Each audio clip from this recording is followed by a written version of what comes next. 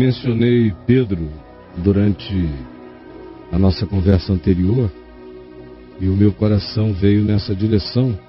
Eu apenas fazer a leitura na segunda epístola de Pedro, do capítulo 2 em diante, onde Pedro começa dizendo o seguinte: ora, assim como no meio do povo surgiram falsos profetas, assim também haverá entre vós falsos mestres, os quais introduzirão dissimuladamente heresias destruidoras para a alma e para a consciência, até chegarem ao ponto de renegarem, de diminuírem, de dessignificarem-no, até o ponto de renegarem o soberano Senhor que os resgatou. Vai virar coisa secundária ou nula. Ora, os que assim fizerem estarão trazendo sobre si mesmos repentina destruição. E muitos, não poucos, muitos surgirão e seguirão as suas práticas. Uma multidão vai seguir as práticas da libertinagem, da loucura, da falta de lucidez do Evangelho. E por causa deles, dessa multidão de alucinados, vivendo o nome de Deus sem Deus, e pregando o nome de Jesus enquanto negam a soberania e a obediência a Ele nas suas vidas, por causa dessa multidão de gente fake no Evangelho, é que o caminho da verdade, o caminho do Evangelho, o caminho de Deus no mundo vai ser infamado e odiado por causa dessa multidão de loucos seguindo os falsos e os enganosos. Também, outra coisa vai acontecer.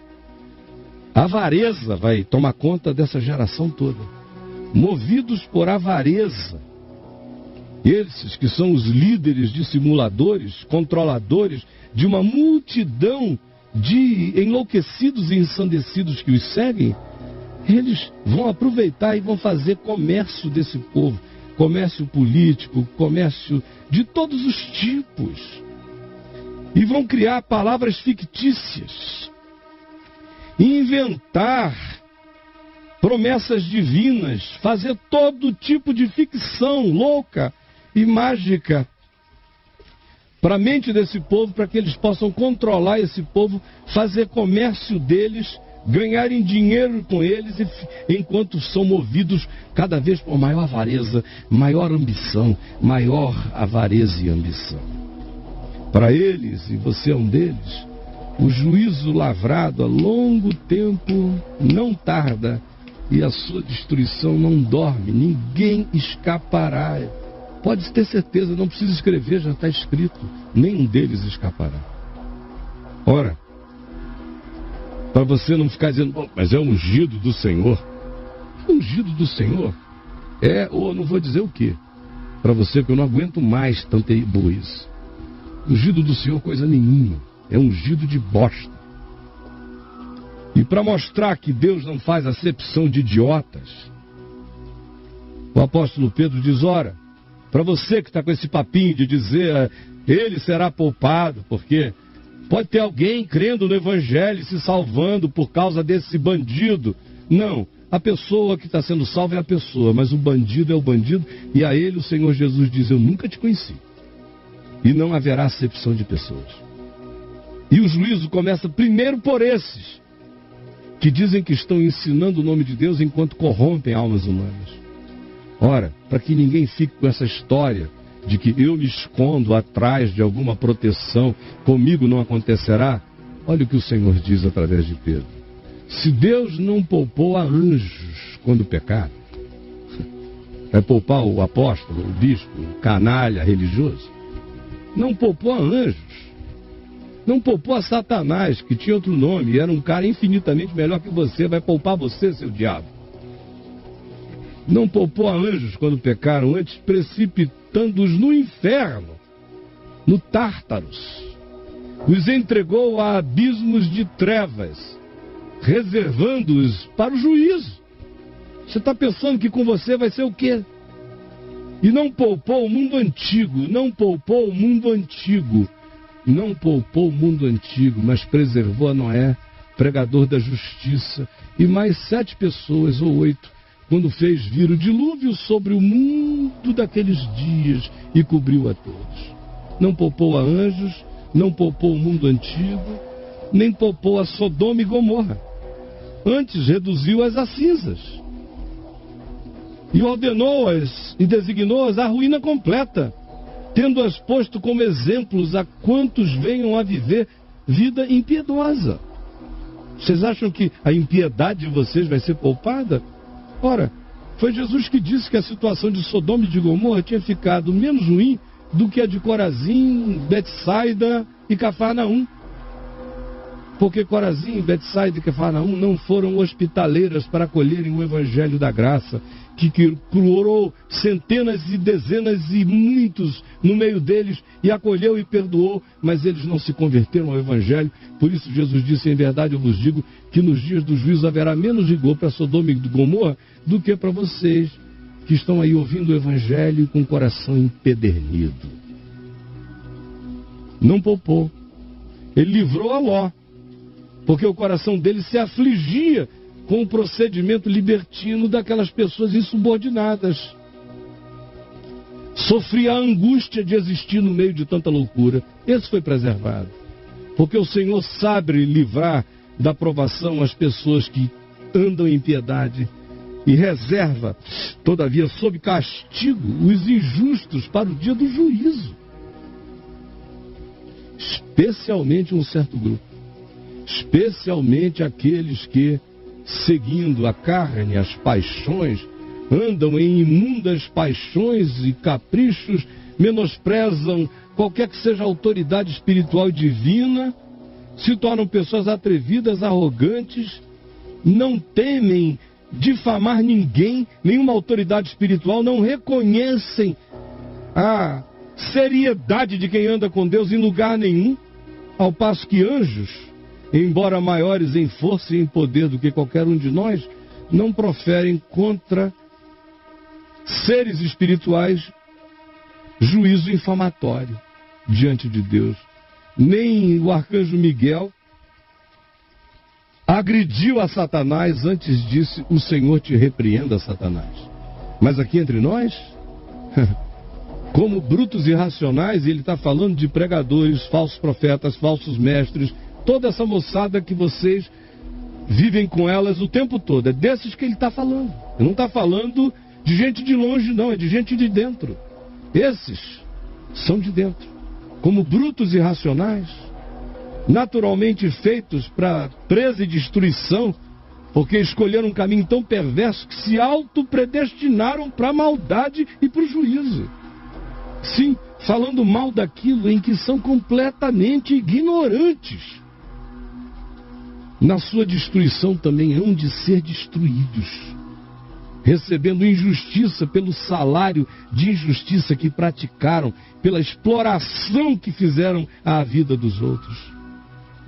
Sim, porque eles consideravam como prazer a sua luxúria, a sua prosperidade carnal.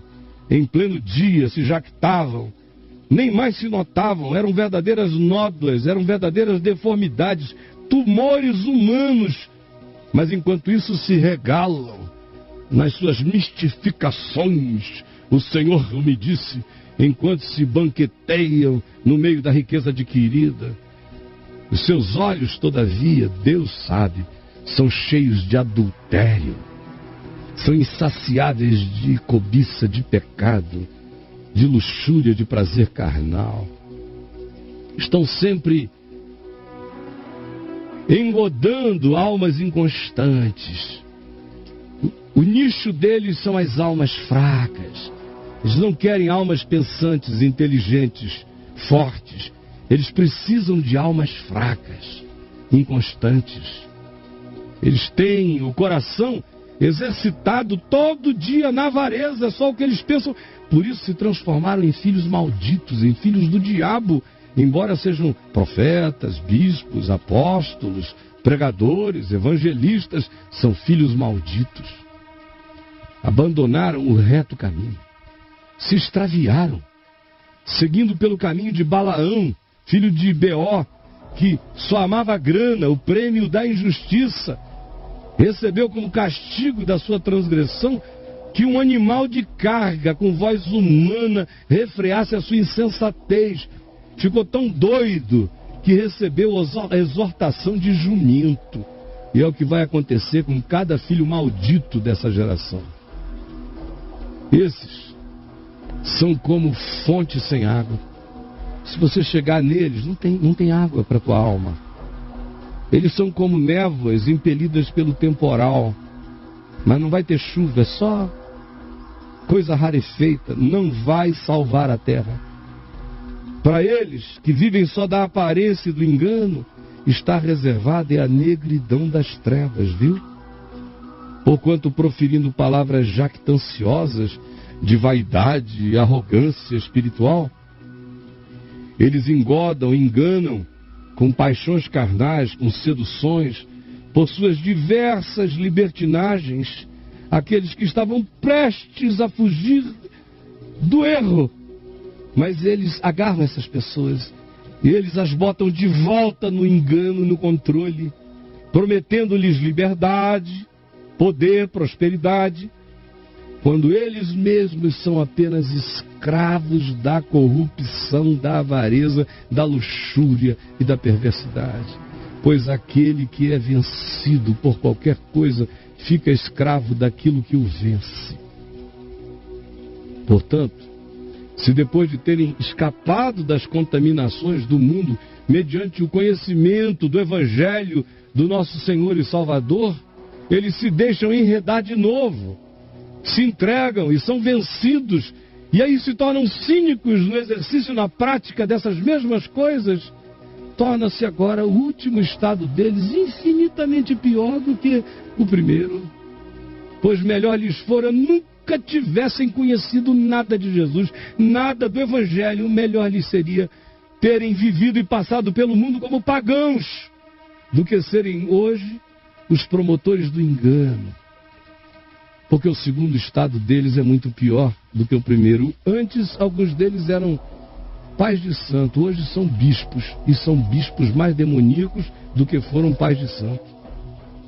Melhor lhes fora nunca terem conhecido o caminho da justiça do Evangelho, do que após conhecê-lo, por causa de grana, dinheiro, fama e poder, voltarem atrás, apartando-se do mandamento puro da palavra que ouviram. Com eles aconteceu, e eles são todos gente crente, líderes, profetas, tudo isso que eu já descrevi. Com eles aconteceu o que certo adágio popular e verdadeiro diz: o cão voltou ao seu próprio vômito, e a porca lavada voltou a revolver-se na lama. Amados, esta é agora a segunda epístola que eu escrevo a vocês, diz Pedro. Em ambas, eu estou procurando despertar em vocês, com lembranças, a mente de vocês, para ver se a mente de vocês é iluminada, se ela se torna lúcida e não se torna mais enganável. Estou lembrando como seriam para vocês não entrarem no engodo proposto o tempo todo à volta de vocês. Sim, eu estou dizendo o que digo, para que vos recordeis das palavras que anteriormente foram ditas pelos profetas verdadeiros do Evangelho. Sim, foram ditas pelos santos profetas, como mandamento do nosso Senhor, que foi também ensinado pelos apóstolos. E o mandamento dele é que todo aquele que conhece a Deus, anda na luz, ama, não pratica injustiça e não consegue viver em nenhuma deliberação de prática de pecado. Porque o amor o sara e o cura, e cria nele a impossibilidade de se entregar ao engano, uma vez que a verdadeira consciência do Evangelho nele foi plantada. Não dá mais para ele voltar para o que não seja Evangelho. Amados, é para isso que eu vos esclareço. Tendo em conta agora, antes de tudo, que nos últimos dias virão muitos escarnecedores com os seus escárnios e que vão criar ensinos, moveres, teologias, religiões adaptadas às suas paixões. Se a paixão dele é dinheiro, ele vai criar algo que se adapte àquilo. Se a paixão dele é libertinagem carnal, ele vai criar algo que se adapte àquela permissividade. Mas serão escarnecedores do Evangelho, dizendo, muitos deles, o Senhor está demorando. Vamos cuidar nós mesmos. Quem sabe ele demora para que o nosso poder cresça. Como os operários da vinha queriam tomar o poder do dono da vinha. Onde está a promessa da sua vinda? Porque desde que os nossos pais dormiram, todas as coisas permanecem como desde o princípio da criação, e ninguém apareceu dos céus. Portanto, o que já aconteceu, aconteceu. Eles esquecem, deliberadamente esquecem, que de longo tempo houve céus, bem como terra, a qual surgiu da água e através da água pela palavra de Deus, pelas quais veio a perecer o mundo daquele tempo afogado em água. Ora, os céus que agora existem e a terra, pela mesma palavra, têm sido entesourados para fogo, estando reservados para o dia do juízo e destruição dos homens perversos. Há todavia uma coisa, amados, que não deveis esquecer, que para o Senhor um dia é como 1000 anos, e 1000 anos como um dia. Não retarda o Senhor a sua promessa de voltar, como alguns entre vocês que a julgam demorada. Não, pelo contrário, Deus está sendo longânimo, dando tempo para convosco, não querendo que nenhum pereça, senão que dê tempo ainda de todos chegarem ao arrependimento. Por que você quereria que Jesus voltasse hoje? Para te encontrar nesse estado desumanizante e desumanizado? Virá, entretanto, como ladrão o dia do Senhor, no qual os céus passarão com estrepitoso estrondo, e os elementos se desfarão abrasados. Também a terra e as obras que nela existem serão extinguidas. Visto que todas as coisas hão de ser desfeitas, deveis ser tais como os que vivem em santo procedimento, em piedade e em amor, esperando e apressando a vinda do dia de Deus, por causa do qual os céus incendiados serão desfeitos e os elementos abrasados se derreterão.